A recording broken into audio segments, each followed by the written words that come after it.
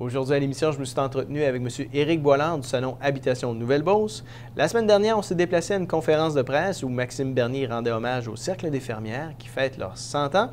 Également à Saint-Joseph, on a fait une visite du musée Marius Barbeau et on a rencontré les gens de Tandem International. Bienvenue à Action Magazine.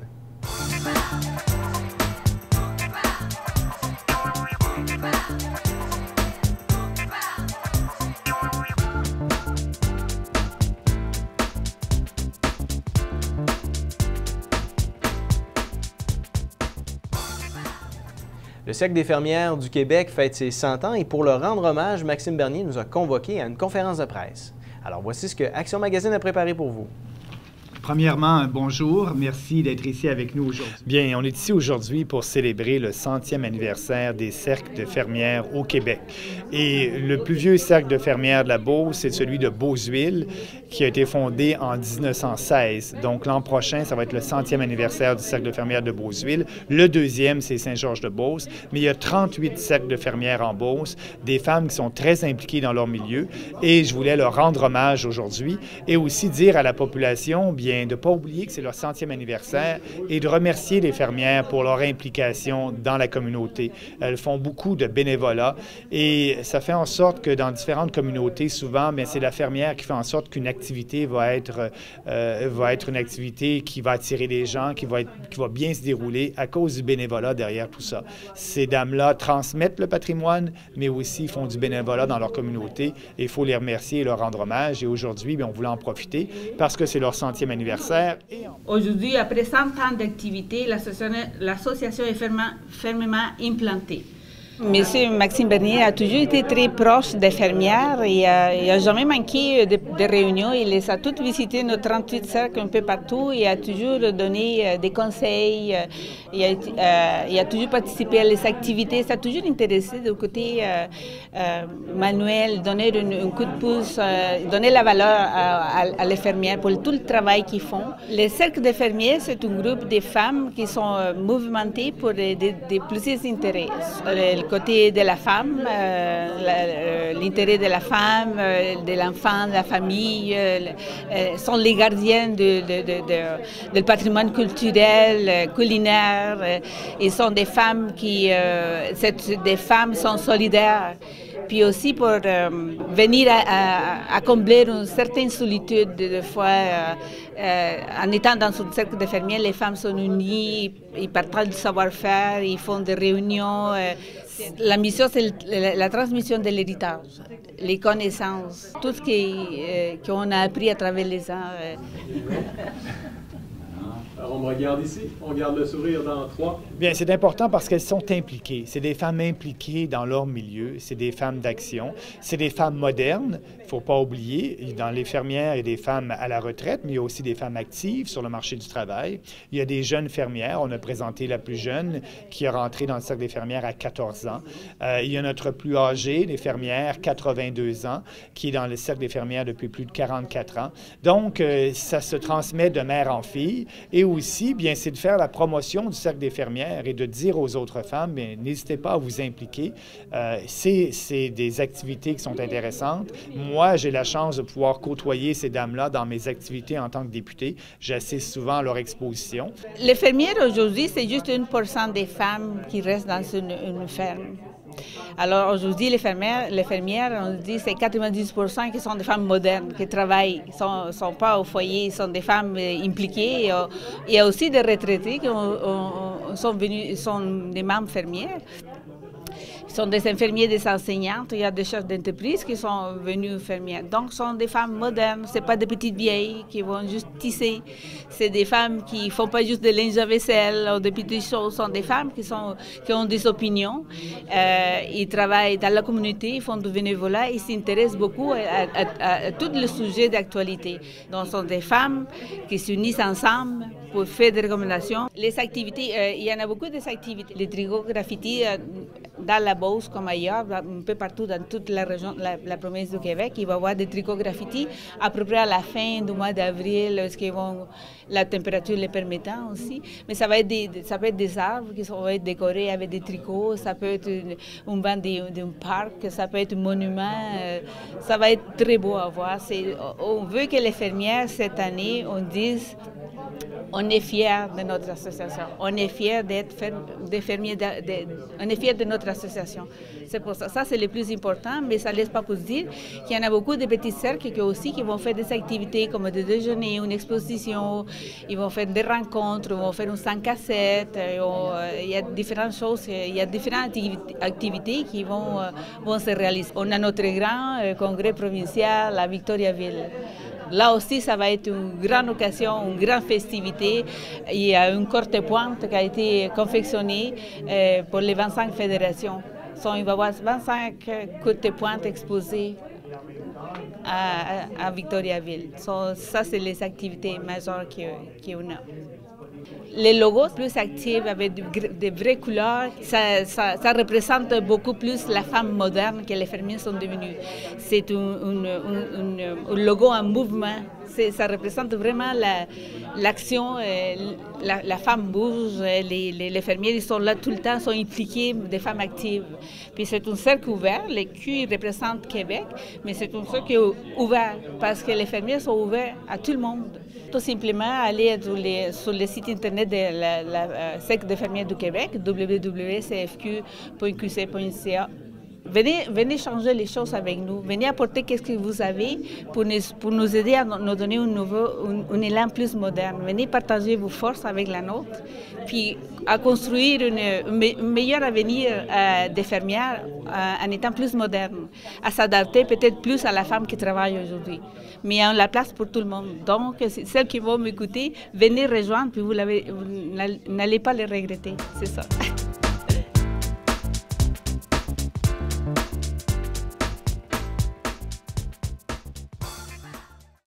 À Sainte-Marie-de-Beauce, le complexe pour retraités, le Château Bellevue.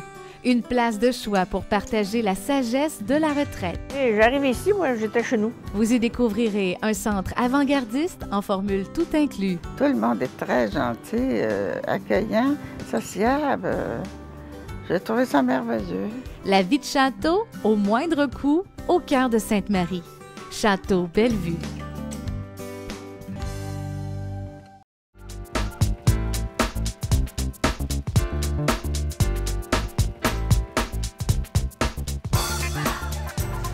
Tout nouveau salon qu'on aura en Nouvelle-Beauce, le salon Habitation. Avec moi, j'ai Éric Boilard pour en discuter. Bonjour Éric. Bonjour.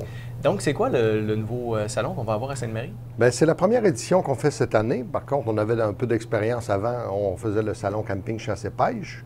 On a décidé de réorienter cette année avec le salon Habitation, qui va couvrir environ une soixantaine d'exposants que rapport avec la construction. C'est-à-dire, on va partir avec les fondations et on va cheminer avec le parcours qui va se terminer jusqu'à la décoration. On va trouver de tout. Il y a des designers, il y a toutes sortes de monde qui vont être là pour répondre à toutes les questions de tout le monde.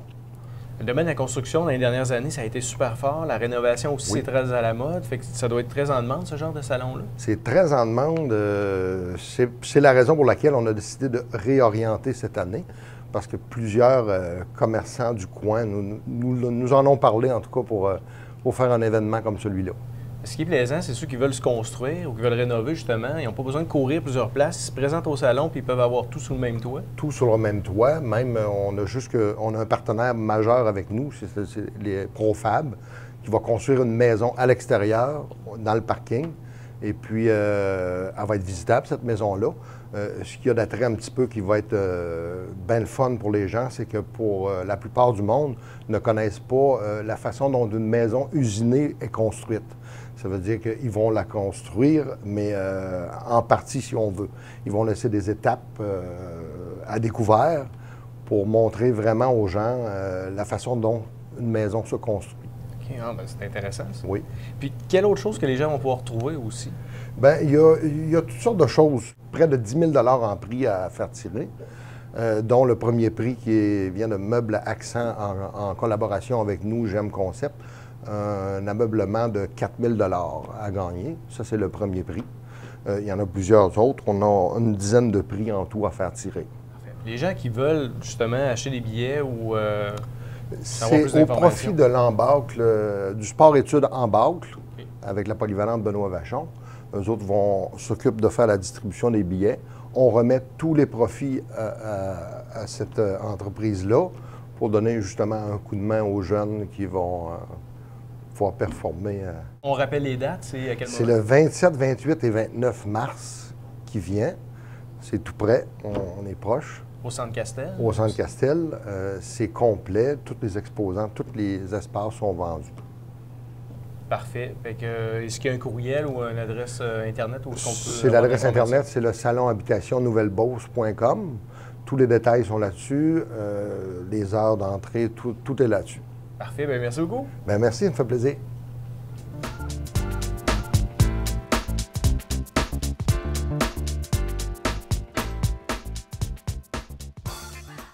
Si votre ordinateur a attrapé un virus, bien Benoît Carrier-Clich a une solution pour vous. Benoît, bonjour. Salut Sylvain.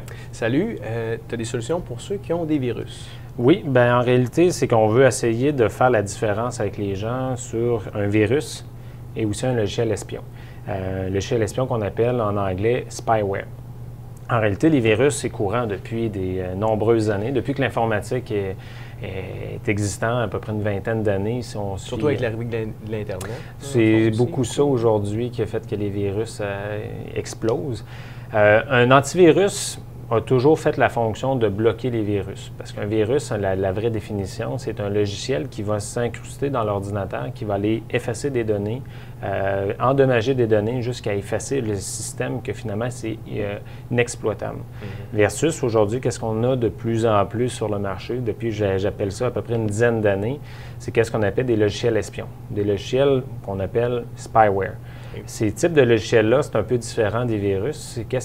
On peut montrer ça comme si c'était une taupe. Une taupe qui va rentrer dans notre ordinateur à notre insu, sans avertissement, qui va prendre toutes les informations de notre ordinateur, les sites qu'on va. Il recueille des statistiques, des informations, puis il va envoyer ça à des gens qui vont utiliser ça contre nous un petit peu. Okay. Ce qui fait qu'en réalité, des spyware, ça va être des logiciels qui vont ralentir notre ordinateur, qui va endommager certains logiciels qui vont être inexploitables, mais ça ne détruira jamais des données dans notre ordinateur comparativement à un virus. Aujourd'hui, les gens qui viennent réparer des ordinateurs, exemple en magasin, disent « j'ai attrapé un virus, j'ai attrapé un virus ». Ce n'est pas nécessairement un virus qu'ils ont attrapé, c'est des logiciels qu'on peut appeler ça cheval de Troie ou des spyware qui vont rentrer dans notre ordinateur, qui vont le ralentir jusqu'à temps que les gens ne soient plus capables de l'utiliser. Sur le marché, il existe plusieurs solutions. Il existe des solutions gratuites et des versions qui sont payantes. C'est sûr qu'aujourd'hui, les versions qui sont payantes sont beaucoup plus adaptées pour les gens, pour la sécurité Internet, sur le vol d'identité, comparativement les services qui sont gratuits.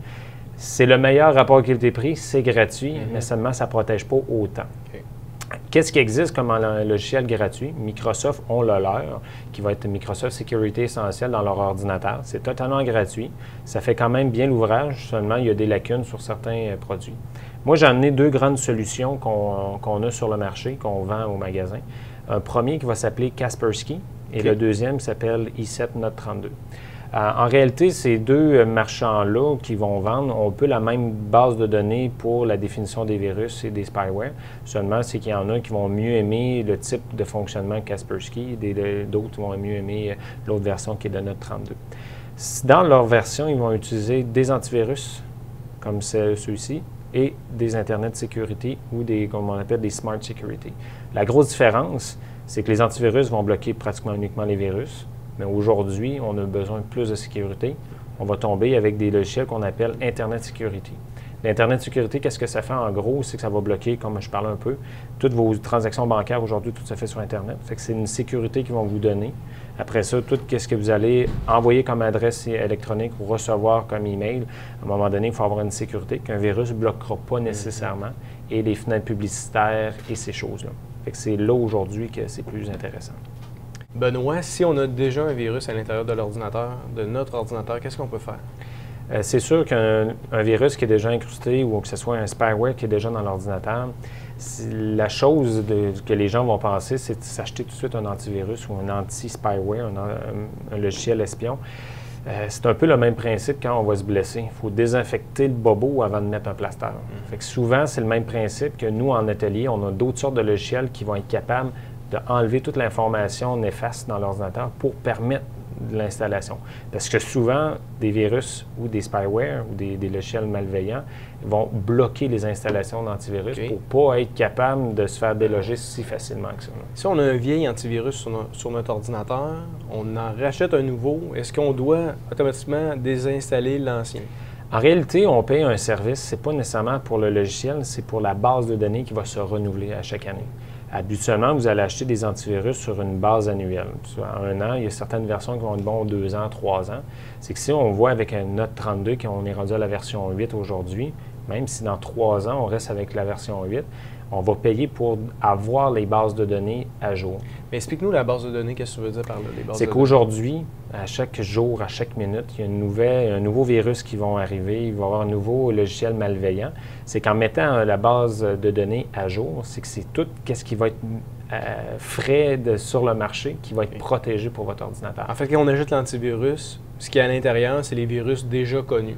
Déjà connus, exactement.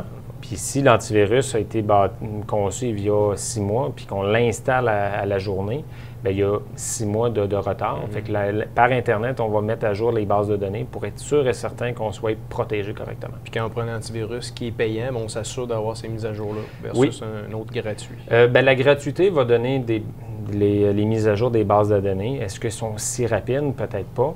Mais surtout, c'est que c'est sur les logiciels espions qu'un antivirus gratuit, souvent, on doit greffer des logiciels manuels qu'on doit être capable de faire l'analyse. Et c'est là que les gens sont incapables de le faire.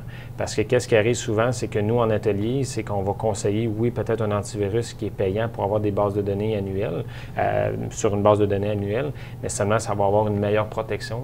Statistiquement, depuis les 10 dernières années qu'on en vend, on voit une amélioration sur les retours. En terminant, Benoît, il y a beaucoup de gens qui sont propriétaires de Mac. Les produits Apple, ils disent souvent qu'on n'a pas besoin d'antivirus. Est-ce que c'est vrai? Il y a des rumeurs qui circulent depuis quelques semaines que Mac aurait des failles sur certaines failles de sécurité qui seraient vulnérables à avoir des virus parce qu'on sent que Apple ont explosé depuis les dernières années. C'est que les utilisateurs ont de plus en plus de Mac, ont de plus en plus de systèmes d'Apple. C'est que ceux qui vont faire les pirates, qui vont faire des virus, qui vont faire des spyware, ils vont s'attaquer à la plus grande base de données qui est PC, qui est Windows. Mais aujourd'hui, ça ne sera pas nécessairement 50 chez Mac, 50 chez Windows demain matin, mais seulement c'est qu'il y a un engouement à faire Mac. Mais les programmeurs qui piratent, qui programment les virus, bien, ils s'attaquent à ça aussi. Il y a plus de risques qu'il y ait des développeurs de virus. Là, oui, effectivement. Merci beaucoup, Benoît. Ça fait plaisir, Sylvain.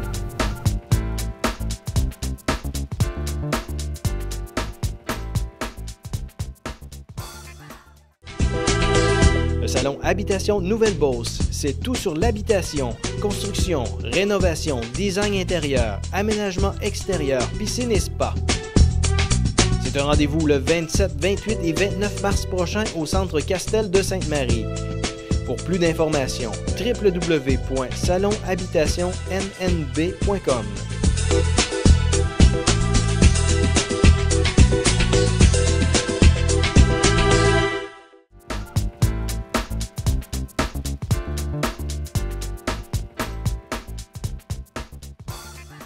Le musée Marius Barbeau reste très actif et si vous avez le goût de faire une petite visite, bien voici ce qu'on a préparé pour vous.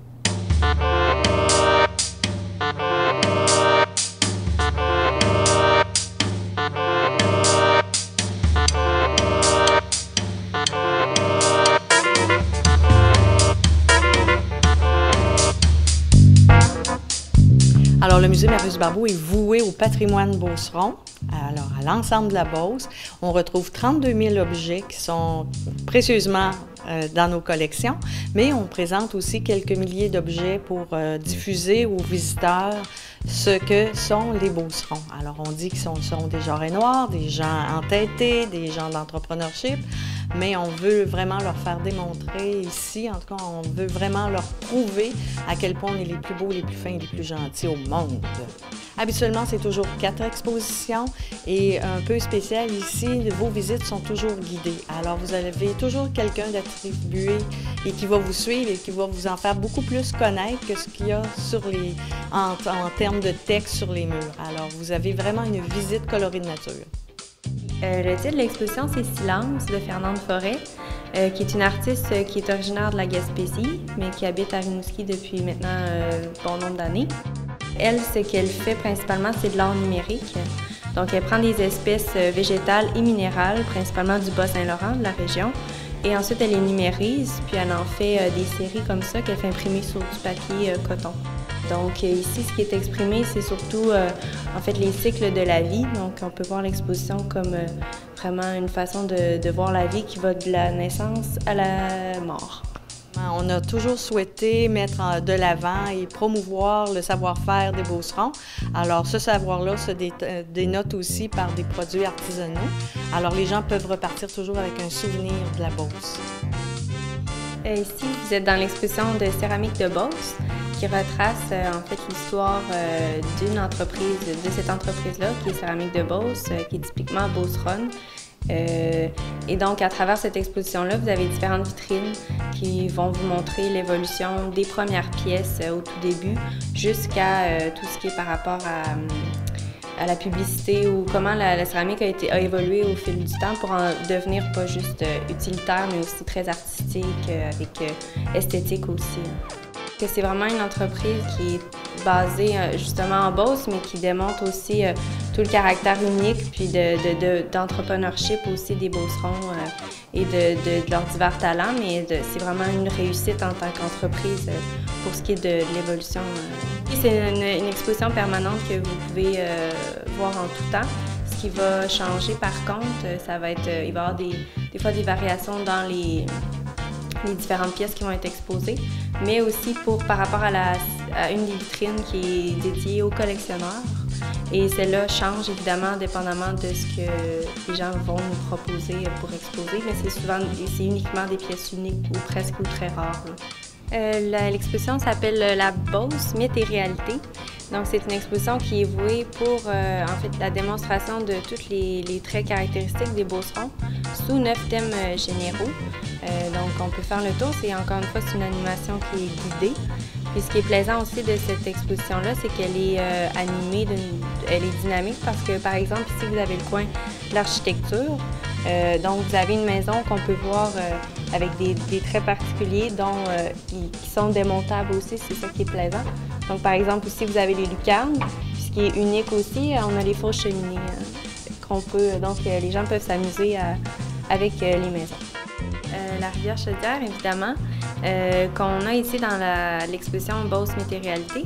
Ce qu'il faut savoir, entre autres, sur la rivière, c'est qu'elle coule du nord au sud et qu'elle recèle plusieurs mystères et secrets que vous allez pouvoir découvrir en venant voir l'exposition, évidemment. Même si les gens sont originaires de la Beauce, c'est sûr que vous allez apprendre des nouvelles choses sur la rivière Chaudière, sans aucun doute. En fait, pas seulement dans la rivière Chaudière, mais dans certains affluents, dont la rivière Gilbert, on a trouvé de l'or. Donc, il y a eu une ruée vers l'or qui s'est faite en Beauce.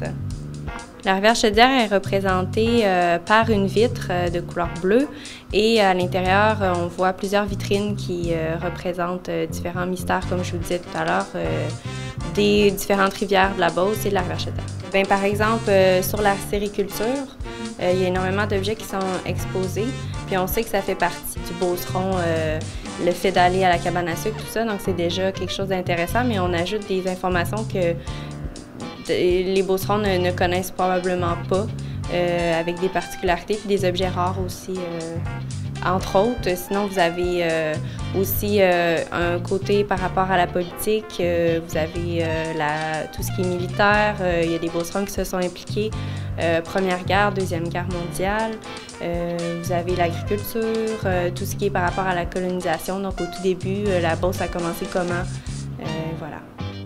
Coloris nature, c'est le thème touristique de la Beauce et c'est un défi aussi qui a été lancé aux artistes qui exposent dans cette exposition-ci pour, en fait, qui représentent le thème Coloris nature à travers leurs œuvres. Et soit qu'ils en produisent une ou qu'ils choisissent parmi celles qu'ils avaient déjà, mais c'est important qu'ils représentent vraiment le thème Coloris nature. C'est l'Institut des arts figuratifs du Québec qui regroupe 45 artistes nationaux et internationaux en arts figuratifs. Et donc, vous retrouvez de la sculpture et différents médiums en art dans cette exposition-ci. Alors, vous avez naturellement le site Internet qui vous donne tous les renseignements des expositions présentement et à venir. Vous pouvez aussi nous téléphoner. On est sur Facebook aussi. Alors, présentement, c'est du mardi au vendredi et le dimanche après-midi pour venir visiter. Et on a un horaire qui change pour l'été.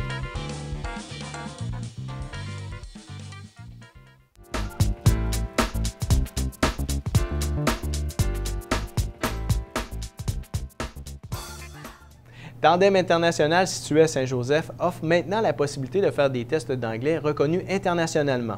Alors voici ce qu'on a préparé pour vous sur le sujet. Welcome to Tandem International. Tandem International, c'est une entreprise d'entraînement qui s'adresse principalement à des chercheurs d'emploi. C'est une entreprise qui reproduit toutes les activités administratives d'une organisation. La seule différence entre une vraie entreprise et Tandem International, c'est l'aspect production qui n'existe pas, qui est simulé. Et tout ça, ça a pour but de donner de l'expérience de travail aux personnes qui sont en recherche d'emploi dans les bureaux, dans un poste administratif. Et en même temps, ça leur permet aussi d'actualiser leurs connaissances au niveau de l'informatique et au niveau des langues, en particulier l'anglais. Ces gens-là aussi peuvent bénéficier d'un soutien pour leur recherche d'emploi à l'intérieur d'un stage qui dure 15 semaines, un maximum de 15 semaines. En moyenne, les gens restent avec nous 11 semaines parce qu'ils se trouvent un emploi assez rapidement. C'est que Tandem International, par le biais de la formation continue du Cégep Appalaches, est le seul organisme reconnu pour donner les tests TOEIC. Alors, TOEIC veut dire Test of English for International Communication. Je disais, le test TOEIC, c'est un test qui est reconnu internationalement. Alors, ETS Canada donne ce test depuis 30 ans. Ils donnent ça dans 150 pays, 14 000 entreprises qui l'utilisent déjà, tant gouvernementales que privées, pour justement évaluer les compétences, soit des employés ou soit de la formation à donner à leurs employés. Nous, on trouvait ça juste parce que notre mission, on est en lien beaucoup avec les chercheurs d'emploi en premier. Alors, les chercheurs d'emploi, ça leur donne un outil. Oui, ils savent peut-être parler anglais, mais peut-être ils n'ont jamais eu de diplôme qui le prouve. Alors, de cette façon-là, en faisant le test, on a deux sortes de tests. Ils reçoivent un certificat qui dit leur calibre, alors s'ils sont avancés ou pas. Ils reçoivent aussi une évaluation où il en est rendu et qu'est-ce qu'il a travaillé aussi. Alors, normalement, pour atteindre le 1000, comme par exemple, bien là, on devrait travailler peut-être plus les conversations, la lecture de textes très spécifiques à un domaine en particulier. Alors, on sait à ce moment-là à quel niveau travailler notre anglais. Oui, ETS Canada, en 2014, avec nous incluant, en fait, 7 millions internationalement là, de tests TOEIC dans le monde. Justement, ça s'adresse aux entreprises, aux chercheurs d'emploi, comme j'ai dit en premier, alors pour justement être capable d'évaluer et de montrer aux futurs employeurs leur potentiel, et aussi aux entreprises. On en a une entreprise justement lors de la conférence de presse qui nous a permis de divulguer son témoignage, Max à Sainte-Marie, qui a utilisé le test TOEIC justement pour évaluer chacun des participants pour des cours, des formations en anglais, des affaires ensuite, avec nous aussi, et même dans un cas particulier comme une promotion. Alors si, parce que tout dépendant du poste auquel il occupe, la personne en question devait avoir tant sur 1000 pour avoir une promotion. Alors ça peut aller jusque-là aussi. On est dans la mondialisation, la globalisation des marchés, alors c'est important d'avoir un outil qui est à cette même saveur internationale. Alors c'est très simple, les gens peuvent communiquer avec nous en tout temps au 88 397 80 67, le 418 397 8067, ou les personnes peuvent s'adresser également auprès de leur agent, à leur centre local d'emploi, qui pourraient être en mesure de bien leur expliquer le concept et de les référer à nous.